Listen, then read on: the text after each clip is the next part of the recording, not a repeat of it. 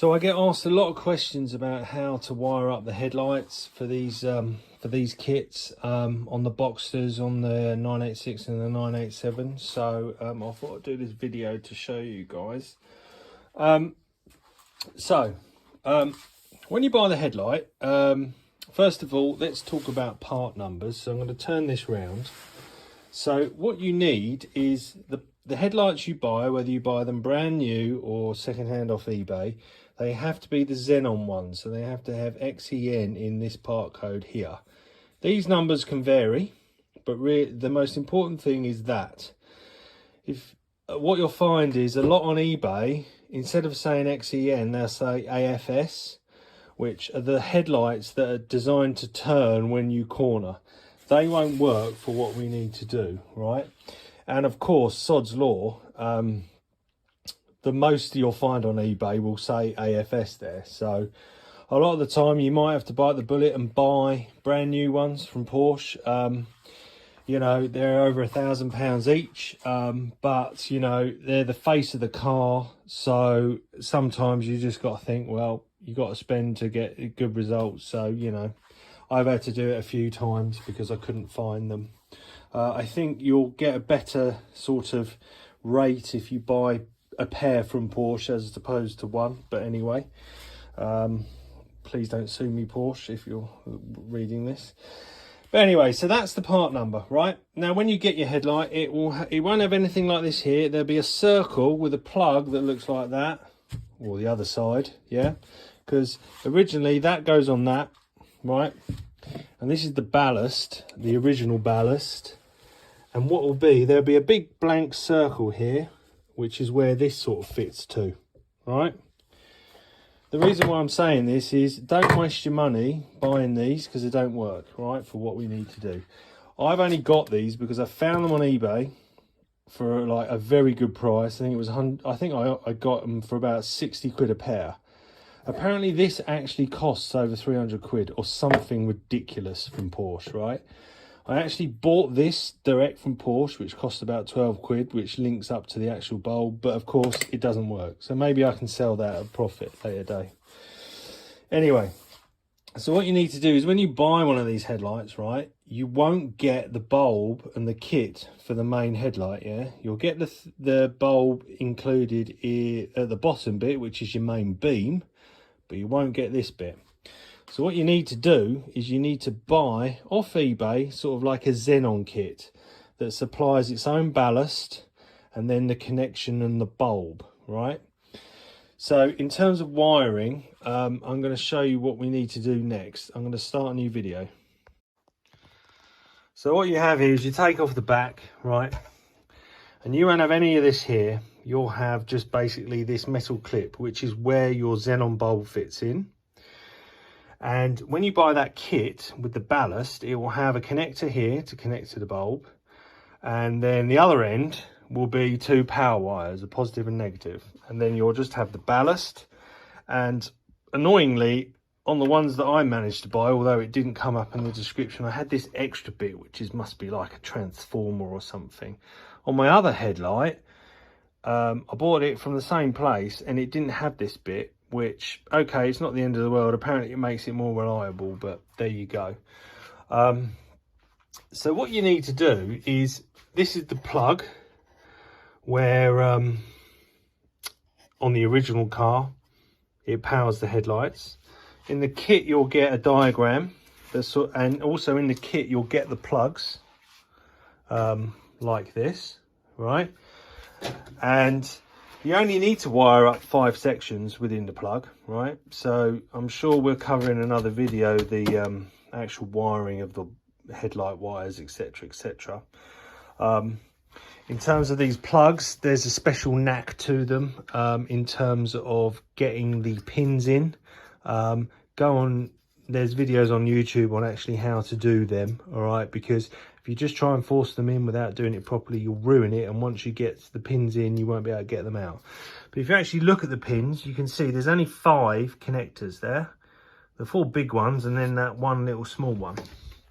And that will tally up with the diagram on your that you get from Roland, get from the kit.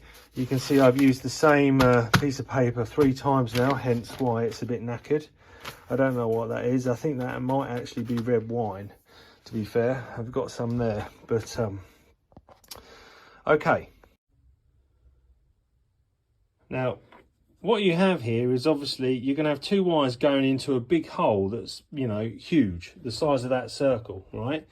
So you don't want any dirt or anything like that getting in there. So what I've found is if you get a little pot of hair wax, the lid, you might need to go to Tesco's or wherever to sort of find the right size, but there'll be a make of hair wax there, and hopefully it's a cheap one, that will fit over that opening, right? What you then want to do is, you can imagine you've got a lid there, drill a hole in it and then a slit, and you can basically feed the wires through and glue a plastic hair wax top over that.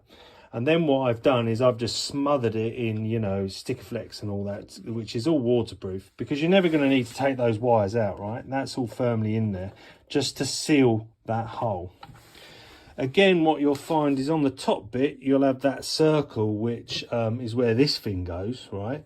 What I find is, again, find a sort of a cylindrical sort of lid, maybe a hair wax or a smaller thing, etc., etc., to glue on top of that, so nothing gets in there.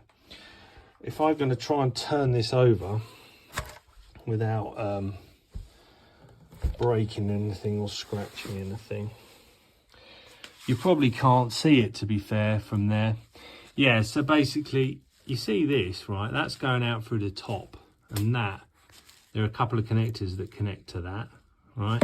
So it's not a massive hole there, but it's quite nice if you can put a lid in there to really seal it and then glue it all up. Because what you don't want to do is you don't want to get any muck or dirt coming in here, because it will, you know, go in the glass.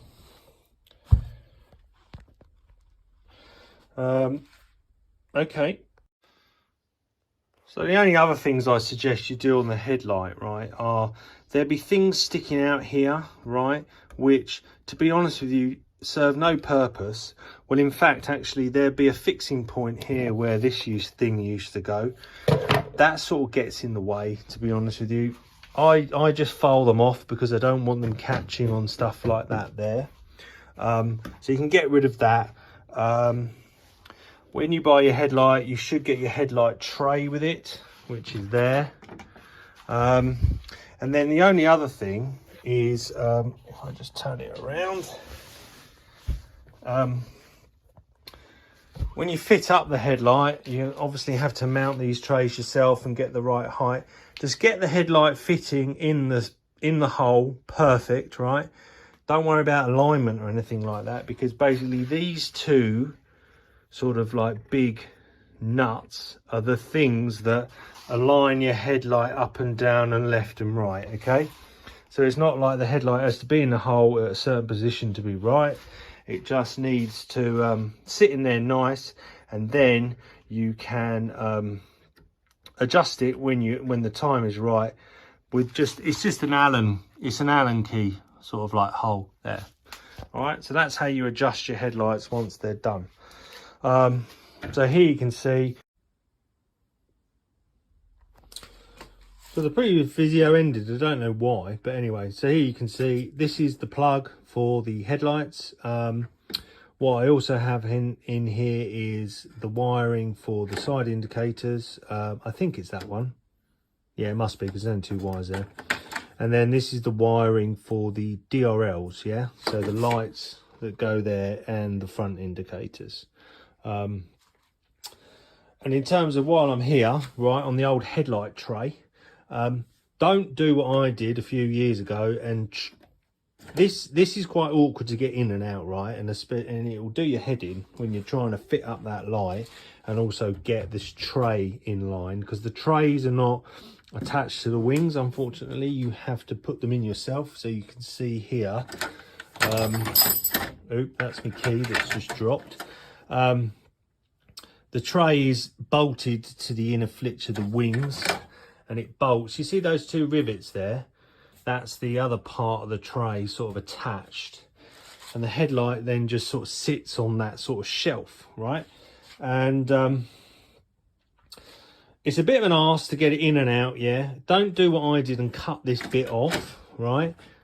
To make it easier to get in and out, because you need this bit, because once the headlight is in place, this sort of pulls up against the actual front bumper and stops it moving, right?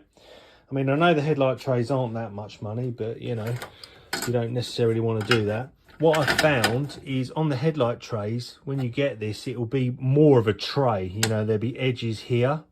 I always trim them down, and I even trim it down from this side as well, so I can get the key in easily to release the headlight. So, you know, it's like a locking mechanism that clips to the bottom of the headlight. I find, you know, just get rid of the fiberglass there, so, you know, you can get the key in easier.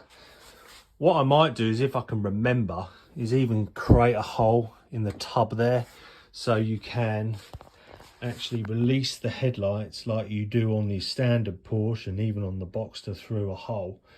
I don't like drilling holes in the metal, but yeah, we'll see.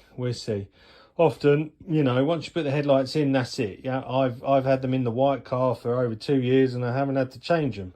Now that I've said that, I'll probably have to change it to this weekend, but anyway, that's karma for you.